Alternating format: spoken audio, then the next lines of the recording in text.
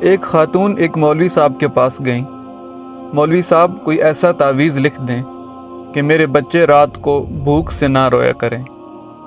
مولوی صاحب نے تعویذ لکھ دیا۔ اگلے ہی روز کسی نے پیسوں سے بھرا تھیلا ان کے صحن میں پھینک دیا۔ جیسے ہی گھر والوں نے دیکھا تو ان کی جان میں جان آ گئی اور ان کی خوشی کی کوئی انتہا نہ رہی۔ خاتون کے شوہر نے ان پیسوں سے ایک دکان کرائے پر لے لی اور چھوٹا سا کاروبار شروع کر لیا۔ کاروبار میں برکت ہوئی، آہستہ آہستہ دکانیں بڑھتی گئیں اور پیسہ ہی پیسہ ہو گیا۔ ایک دن خاتون کی نظر اس پرانے صندوق پر پڑی جس میں وہ تعویذ محفوظ رکھا ہوا تھا۔ اس تجسس میں کہ نہ جانے مولوی صاحب نے تعویذ میں کیا لکھا تھا ایسا، تعویذ کھول ڈالا۔